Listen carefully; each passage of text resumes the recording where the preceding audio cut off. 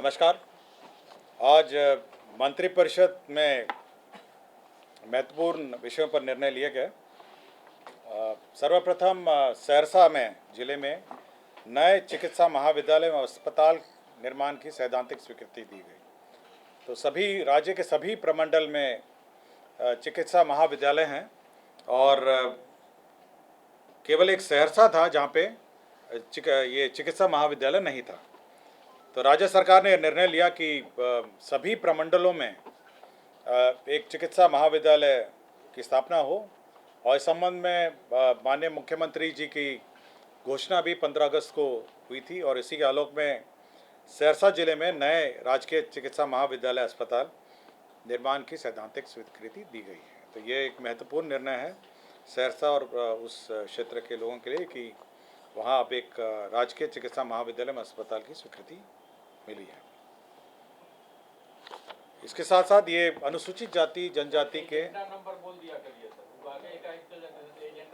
हम आपको प्राथमिकता के अनुसार बोलते हैं, तो इसलिए आपका ब्रेकिंग न्यूज़ के हिसाब से बोल रहा हूँ मैं। इसलिए अगर वैसे चलूँगा तो फिर मैं ब्रेकिंग न्यूज़ बोल रहा हूँ।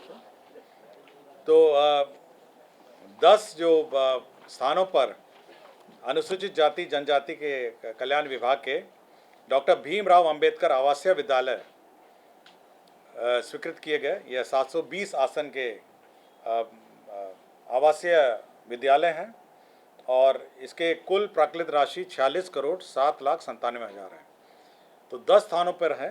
ये राजकीय स्कीम के अंतर्गत डॉक्टर भीमराव अंबेडकर आवासीय विद्यालय से प्रखंड से अंचल मसौड़ी में, प्रखंड से अंचल मसौड़ी पटना में, प्रखंड से अंचल अकबरपुर जिला नवादा में, प्रखंड से अंचल छातापुर जिला सुपौल में, प्रखंड से अंचल विभूतिपुर जिला समस्तीपुर में,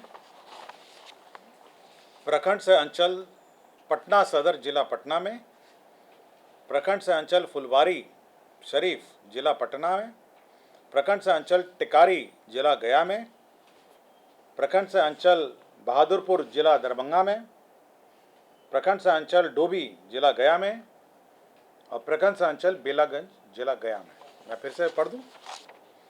ये हैं प्रखंड से अंचल मसौड़ी जिला पटना में, प्रखंड से अंचल अकबरपुर जिला नवादा में, प्रखंड से अंचल छातापुर जिला सुपौल में, प्रखंड से अंचल विभूतिपुर जिला समस्तीपुर में,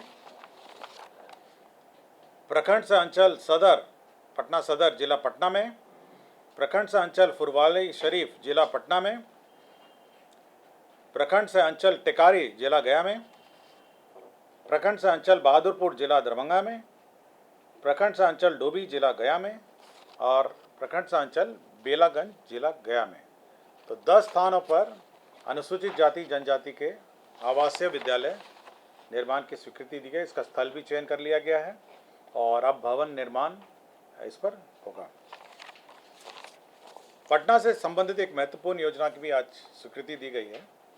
इसमें जो आपको पता होगा, ये जो सैदपुर नाला है पटना के अंतर्गत, सैदपुर नाला से पहाड़ी तक जाती है नाला, उस पर उसका जीर्णोद्धार और उस पर सड़क निर्माण की स्वीकृति दी है। इसमें 259 करोड़ 81 लाख रुपए व्यय होंगे। ये आत्मनिर्भर बिहार 7 निश्चय 2 के अंतर्गत है। स्ट्रॉन्ग वाटर ड्रेनेज योजना अंतर्गत पटना शहर के सैदपुर नाला का जीर्णोद्धार 259 करोड़ 81 लाख रुपए की योजना कार्यान्वित की जाएगी। इसमें 2 तरफ सड़कें होंगी और सड़क के नीचे नाला का निर्माण होगा और ये सैदपुर से लेके ये पहाड़ी तक, ये जो सैदपुर नाला है उस पर अब सड़क निर्माण के पश्चात अब वाहन संचालन और वाहन संचालन की सुविधा भी वहाँ पे प्राप्त होगी। तो ये एक महत्वपूर्ण निर्णय है जो पटना शहर के लिए योजना स्वीकृत की गई है। पटना मास्टर प्लान में भी अब एक संशोधन का निर्णय लिया गया है। इसमें जो पटना मास्टर प्लान में जो राष्ट्रीय उच्च पथ है और राज्य उच्च पथ है और 30 मीटर चौड़ी जो सड़कें हैं मतलब नेशनल हाईवे, स्टेट हाईवे और साथ ही साथ जो 100 मीटर के 30 मीटर का मतलब है करीब 100 मीटर 100 फीट होगी, इन सड़कों के किनारे अब पेट्रोल पंप का निर्माण, गैस स्टेशनों का निर्माण, मार्गीय सुविधा जैसे पार्किंग हो, वाहन ई चेकिंग हो, e charging, workshop, garage, bank, ATM और शौचालय के निर्माण किए जा सकें। पहले केवल कमर्शियल जोन्स में ये अलाउड था, अब जो नेशनल हाईवेज़ हैं, स्टेट हाईवेज़ हैं और साथ ही साथ 30 मीटर चौड़ी सड़कें हैं, अब इस पर पेट्रोल पंप, गैस स्टेशन जो सीएनजी गैस स्टेशन हैं, मार्गीय सुविधा यथा पार्किंग की व्यवस्था, वाहन ई चार्जिंग स्टेशंस हैं, वर्कशॉप, गैरेज, बैंक, एटीएम और शौचालय, जो भी आपको मार्ग संचालन में, मार्ग में जाने में जो सुविधा की आवश्यकता हुई, उसके लिए यह जो पटना मास्टर प्लान में यह जो अर्बन प्लानिंग एक्ट के अंतर्गत जो मास्टर प्लान निर्माण किया गया था, अब यह सुविधाएं अब आप ये निर्माण उस क्षेत्र में कर सकेंगे। पिछड़ा वर्ग एवं अति पिछड़ा वर्ग कल्याण विभाग के अंतर्गत मुख्यमंत्री पिछड़ा वर्ग में अत्यंत पिछड़ा वर्ग प्रवेशोत्तर छात्रवृत्ति योजना 2023 है के अंतर्गत वित्तीय वर्ष 2022-23 के लिए प्राप्त आवेदनों का वैधता प्रदान किए जाने हेतु वर्ष 2022 एवं वर्ष 2023 में निर्गत आय प्रमाण पत्र की भी मान्यता होगी। तो यह है कि जो पुराने पिछले साल की जो आय प्रमाण पत्र है वो निर्गत नहीं होता है और उसकी मान्यता नहीं दी जाती है, इसलिए 2022 और 23 दोनों साल के आय प्रमाण पत्र की मान्यता अब मुख्यमंत्री पिछड़ा वर्ग एवं अत्यंत पिछड़ा वर्ग प्रवेशोत्तर छात्रवृत्ति योजना 2023 के लिए ये मान्य होगी। नालंदा ये जिला में विज्ञान एवं प्रौद्योगिकी विभाग में नालंदा जिला के अंतर्गत जो चंडी इंजीनियरिंग कॉलेज है जो निर्माण किया जा रहा है, उसके रिवाइज्ड एस्टिमेट जो उसका पुनरीक्षित प्राक्कलन है 46 करोड़ 57 लाख को बढ़ाते हुए 68 करोड़ 45 लाख 50 हज़ार रुपये कर दिया गया है। तो उसका रिवाइज्ड एस्टिमेट जो चंडी का है वह स्वीकृत किया गया है। इसके साथ साथ शेखपुरा जिला में भी जो निर्माणाधीन जो राजकीय अभियंत्रण महाविद्यालय है उसका भी रिवाइज्ड एस्टिमेट 73 करोड़ 13 लाख को पुनरीक्षित करते 110 करोड़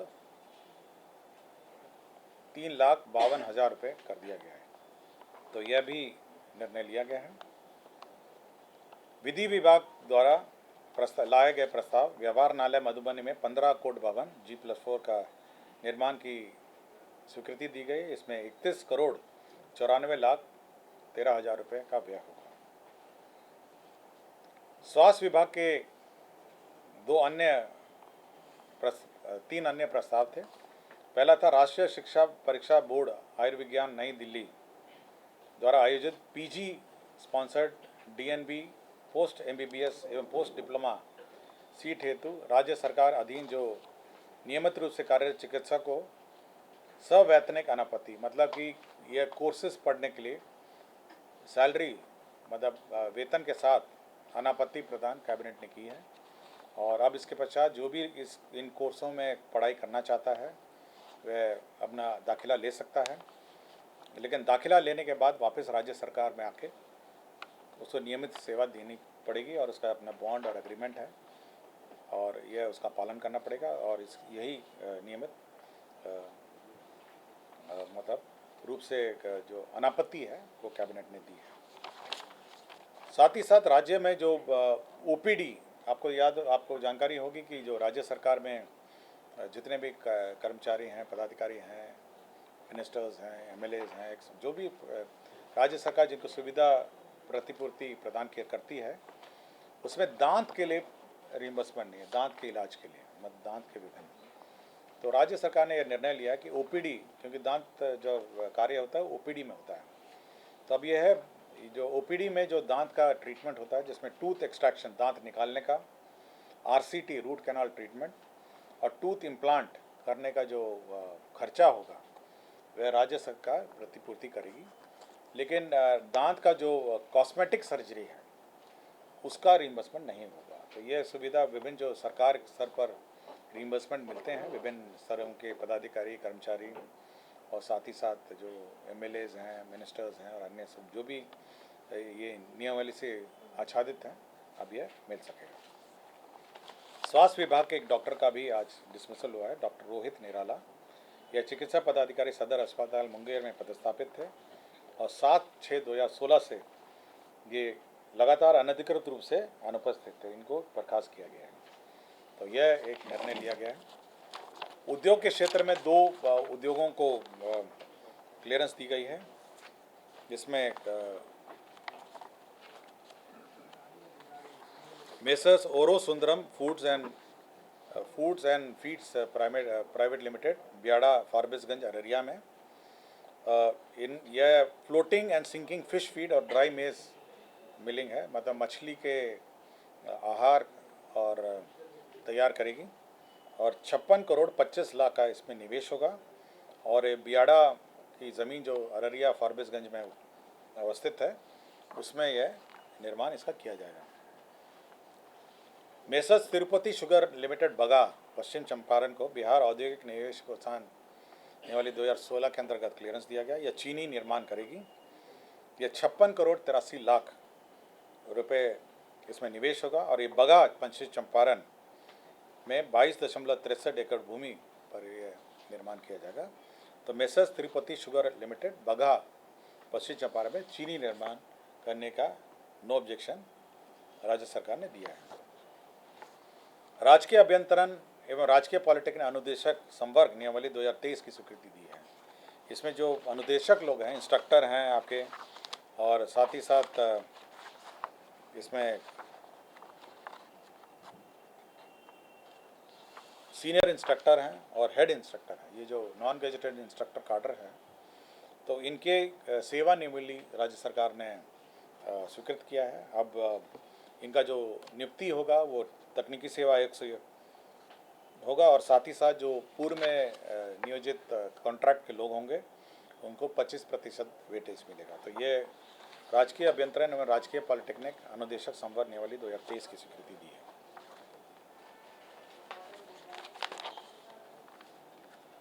सामान्य प्रशासन विभाग का एक प्रस्ताव था, जिसमें 35 करोड़ 60 लाख का आकस्मिक निधि से अग्रिम की निकासी का था और जो शिक्षा परीक्षा जो भर्ती परीक्षा हो रही है उसमें व्यय के लिए ये राशि की आवश्यकता थी। तो यह घटनोत्तर स्वीकृति के रूप में आई थी और इसकी स्वीकृति कैबिनेट ने किया है।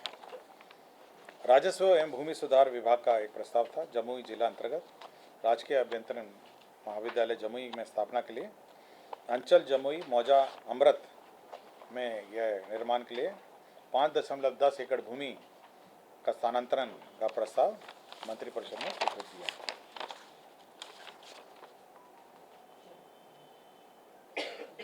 तो ये मिला के कुल जो एजेंडा थे, ये 25 एजेंडा पे आज मंत्रिपरिषद ने स्वीकृति दी।